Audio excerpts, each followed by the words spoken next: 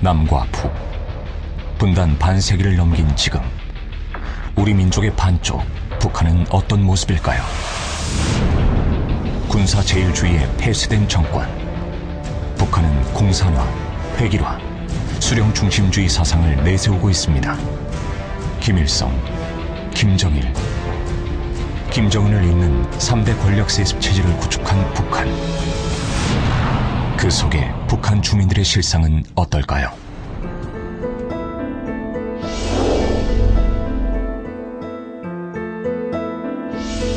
(1960년대) 계급 제도를 도입한 북한. 직업조차 마음대로 선택할 수 없습니다.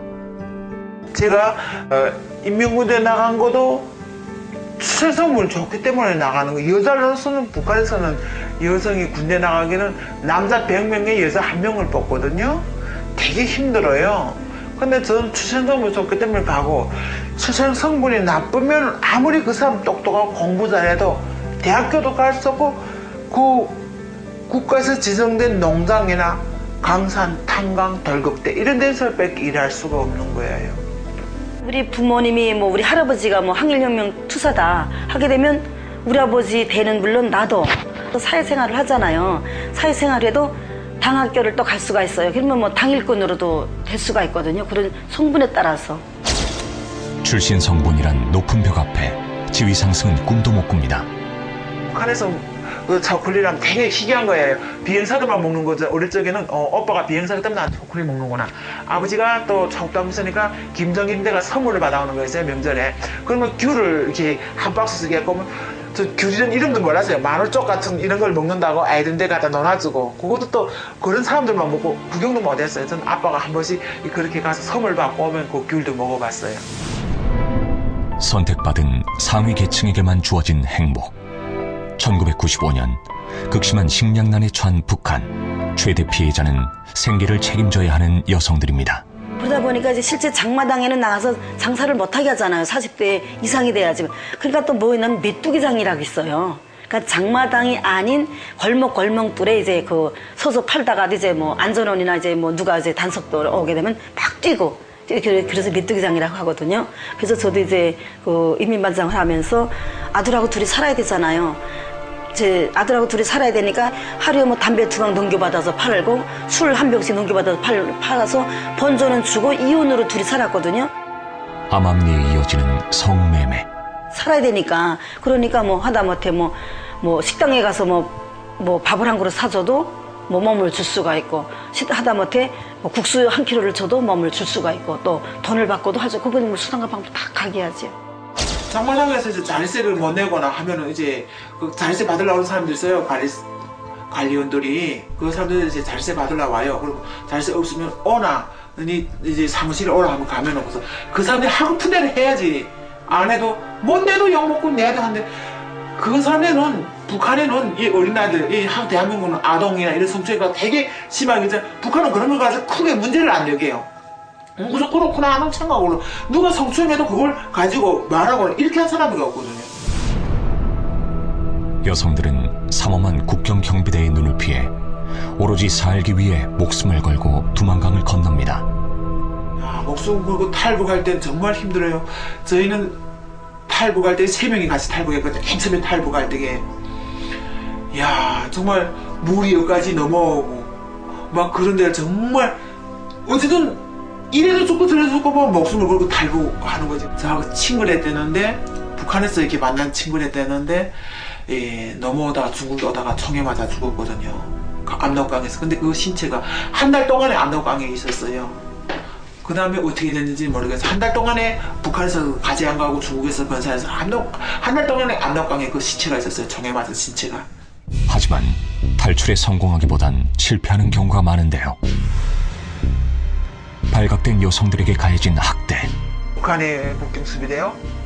발각되면 매는 말할 거 못 되고, 때리는 거는 말할 거도 못 되고, 여자들 얼굴이 구타하는 건 더 말이 없고, 그 자리에서 우리가 중국 갔다 온 돈 있나 해서 그 자리에서 헐떡 뺏기고 돈을 다 보고 장기에다 손 다 엮고 그 정도예요. 그 자리에서 밖에서도, 강둑에서도 남자들이요.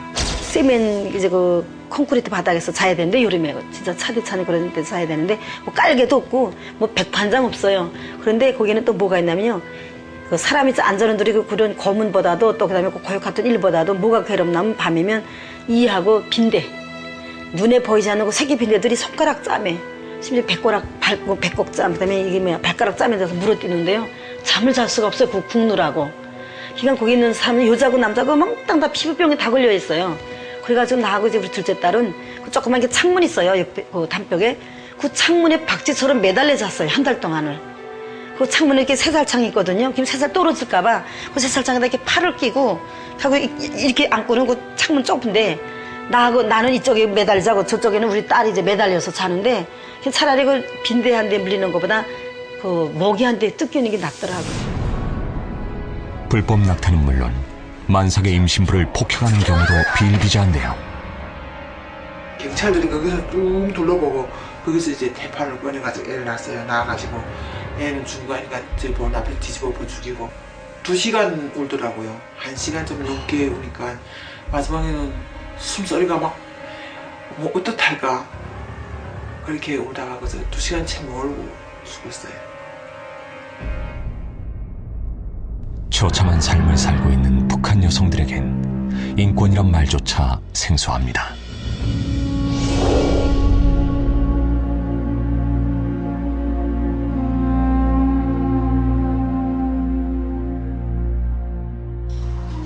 초등학교부터 고등학교까지 의무 교육을 실시하고 있는 북한. 그러나 그 실상은 전혀 다릅니다.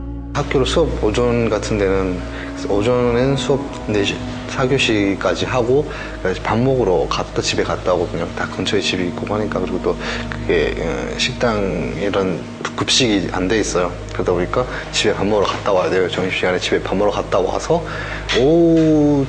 오후쯤부터는 거의 작업을 하죠. 노동하는 시간이죠. 작업장 같은 데 가면 뭐 그 강변에 가서 뭐 자갈이나 모래 같은 거 그 목파 지어 나르고 그리고 뭐 물 같은 것도 막 강변에 가서 퍼오고 이런 일도 하고 그 농장 같은 데 가면 일단은 뭐 그 계절마다 다 다르긴 한데 가을이면 가을 거지도 같은 것도 하고. 수업을 받는 시간보다 노동에 동원되는 시간이 더 많은 아이들은 세상에서 가장 힘든 일로 꼬마 과제를 꼽습니다. 되게 무조건 해야 되는 거고요. 일단 꼬마 과제 뭐 토끼 가죽이라든가 뭐 고무라든가 뭐 동이라든가 바보철 뭐 이런 것들 갖다 내는데 그 가져올 때까지 집에 보내고 갔다 못 가져오면 또 보내고 이런 식으로 그러다 보니까 애들이 학교 안 나오고 아예 안 나와버리고.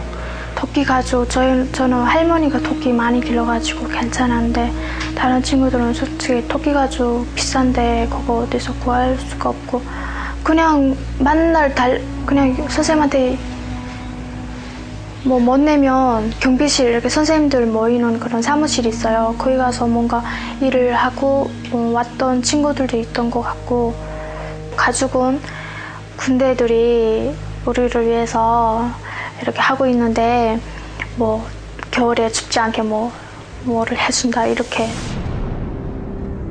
여러분들은 꽃제비에 대해 들어본 적이 있습니까? 북한에서는 부모가 없거나 있다 해도 돌봐줄 수 없는 가난한 아이들을 꽃제비라 부르는데요.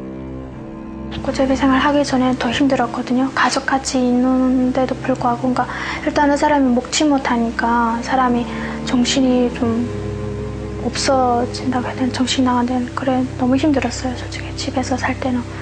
근데 밖에 나가서 그런 생활을 함으로 내가 벌어서 먹을 수 있고 해서 그 꽃제비 생활할 때도 뭐 그렇게 많이 힘들었다 이렇게 느껴보지는 않았어요. 제가 그렇게 하지만 살 수 있는 길이니까 그걸 힘들다 보니까 집에 있을 때 그냥 힘들었던 것 같아요. 아무것도 할 수가 없었을 때. 봄 가을에는 땅에다 비닐을 깔고 이렇게 비닐을 덮고 자거든요. 아침에 정대 빨리 깨죠. 추우니까 비닐 덮고 자도 춥거든요. 겨울에도 밖에서 사는 애들이 많아요. 그러니까 밭 가을 거디하면 그 뭐 볕단이라든가 이렇게 쌓아놓은 데 있단 말이에요. 그 가운데서 자는 친구들도 있거든요. 저 한 번 잡았어요. 그렇게 겨울에 정말 죽을 거야. 아침에 일어났는데 다 움직이지 않는 거예요, 이게. 살아야 된다 하는 그냥 그 생각으로 그렇게 해서 얼어 죽은 친구들도 많고, 사람이 죽으면 온전한 신발 입고 하면 그거 벗어서 씻는 것도 많고, 사람이 부패하면 막 정말 실제로 정말 까마귀 들어와서 살을 뜯거든요. 굶어 죽지 않기 위해 거리의 삶을 선택한 북한의 아이들. 이 아이들이 바라는 것은 마음껏 뛰어놀고 그리고 마음껏 먹는 것입니다.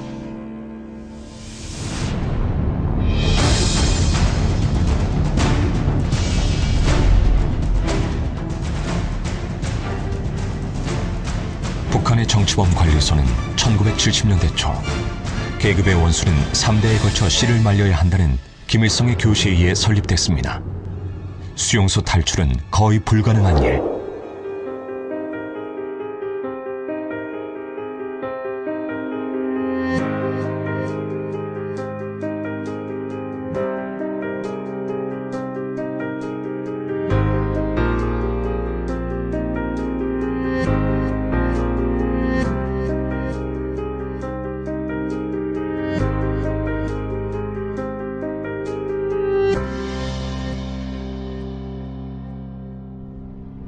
문이 있고 양쪽에는 포대경 2개가 투황등이라 그래.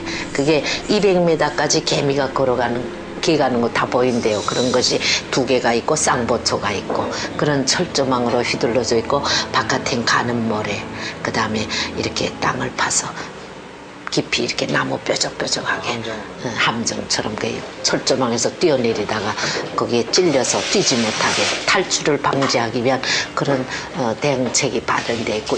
자간 거기에 들어가면 우선 자기 재행에 대해서 묻지 말라. 이렇게 묻는 자들에 대해서는 그 반항하는 죄로 무조건 그 공개처형에 처한다. 이렇게 하니까 죄를 모르고 사는 거예요. 저도 나왔으니까 그 죄를 이젠 알게 됐지. 우리 그 동생들 아직 셋이 거기 아직 있거든요. 간에는 아직 그걸 모르지. 현재 북한의 정치범 수용소는 6곳, 약 18만 명이 수용돼 있습니다.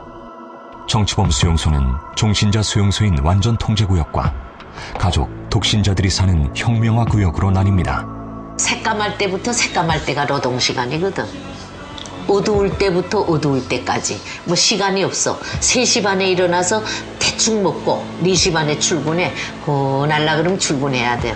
그렇게 하면 내가 공업대대 출근하니까 10월 길을 뛰어야 돼. 3번 지각하면 하루고 자르니까. 생각할 수가 없어요. 그 이해를 해야 되기 때문에 무슨 잡생각할 수가 없어요. 그게 목적이거든요. 일을 하는 게 완전 사람을 노예와 기계화 시켜가지고 다른 잡생각 못하게 만드는 게 그 목적도 하나 있기 때문에 그 강제 노예를 할 때는 아무 생각 없어요. 그냥 무조건 일만 하는 거죠. 밥 먹는 시간 1시간 빼고 죽기 살기 일해서 딱 끝날 양이에요. 그러니까 누구도 초반에 가면 그 누구도 처음에 할 수가 없어요. 매일 내맞고 그냥 매일 그냥 두드려 맞고 또 연장하고 그거 다 죽는 거죠. 근데 그게 익숙이 되려면 최소한 3년이 걸려요. 그러니까 3년 안에 정치범들이 다 죽을 수밖에 없어요. 노동강도가 너무 세기 때문에. 강제 노동보다 참기 힘든 것은 정신적 학대. 넓은 길에 그 아스팔트 도로가 하나도 없거든. 근데 그런 데다 이거 숨도 안 받고 먼 데서 우리 같은 사람들이 오면 손가락질을 싸가면서 와서 무릎 꿇고 앉으면 아가리 벌리라 그러고 거기다 가래침을 배다 였는다고요. 예, 그렇게 하면 거기서 그 인간 모욕을 다 받으면서 꿀떡 넘기면 매 안 맞아. 감고서 가라고 한다고 이렇게 꽁통 차면서. 근데 갑자기 그 뜨끈뜨끈한 게 막 여기 입안에 들어오면 막 별난 냄새 나면서 자기도 모르게 구역질이 나잖아요. 그러니까 거기서 있는 매 없는 매를 다 맞아야 돼요. 그게 우리가 잘못해서 그래요. 잘못도 아니잖아. 길 가다가 그 사람들하고 마주치면 그렇게 되거든. 그렇다고 해서 언제 어디서 나타날지 모르잖아요. 이런 그 인권유린을 당하면서도 이것이 인권유린이구나 하는 걸 우리가 모르고 인권이란 우리 말 단어도 모르고 살았어요, 사실. 하루 종일 강제 노동에 시달린 수감자에게 제공되는 식사는 송강냉이와 소금뿐. 비 올 때에는 이렇게 산에 가서 이거 버섯도 뜯어 먹지 말라 하겠는데 뭐 당장 먹을 게 없으니까 그저 눈에 보이는 건 다 먹으니까 그 버섯이 조금 뜯어다가 먹고 가고 버섯도 좀 이렇게 가서 기름이람 좀 넣고 조미료 넣고 가공해서 먹으면 괜찮은데 그건 그저 소금밖에 없거든요. 소금.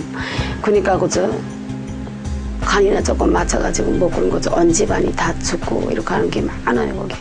북한지들은 굉장히 커요. 왜 뭐 근데 쥐들도 사람이 뭔가 버려야 못 살잖아요. 근데 지금 사람이 다 굶판이니까 밭에 가도 옥수수 하나 없어요. 다 굴고 가니까 쥐들이 먹을 게 없잖아요. 그러니까 얘네들이 갑자기 도랑이 뭐냐면 사람 시체를 파먹기 시작하는 거예요. 시체는 너무 많잖아 시체가.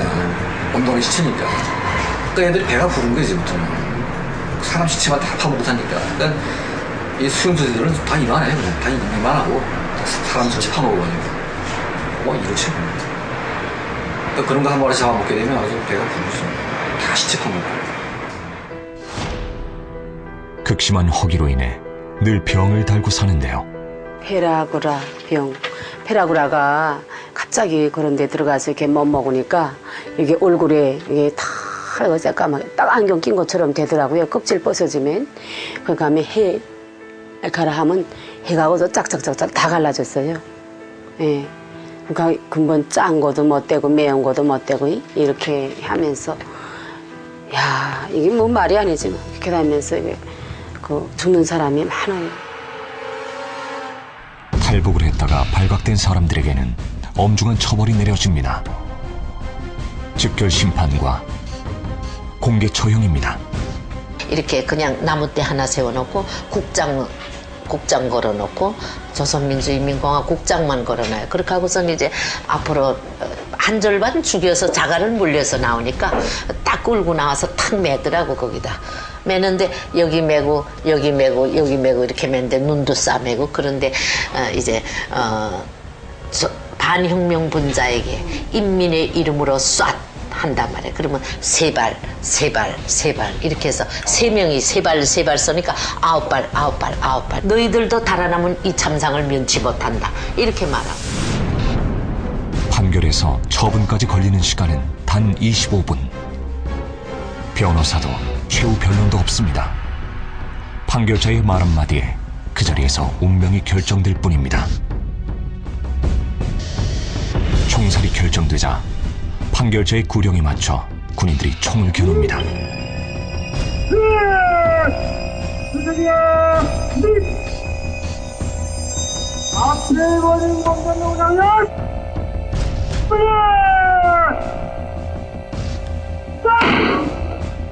정치범 수용소에 인권이란 없습니다.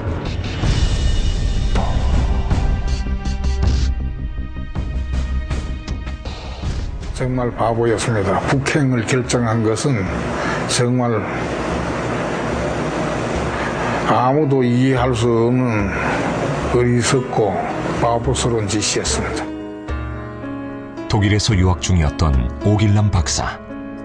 1985년 북한 요원의 공작에 넘어가 가족과 함께 입국했는데요.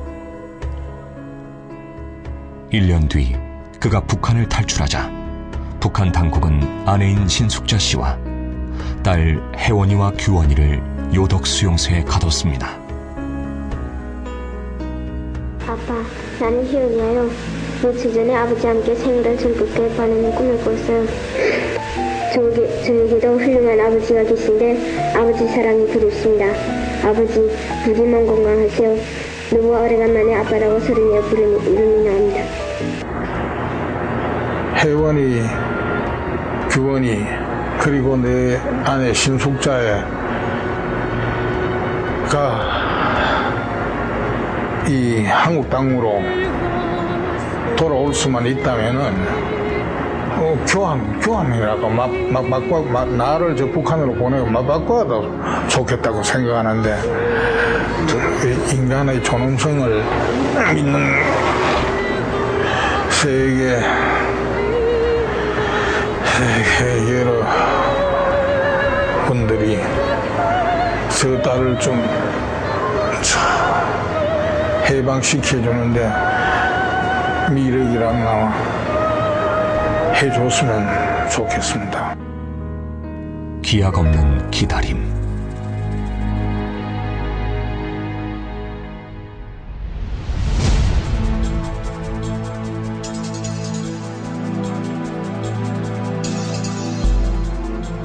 인간이 할 수 있는 가장 악의 행위를 다 집합시켜 놓은 것이 바로 북한의 수용소고.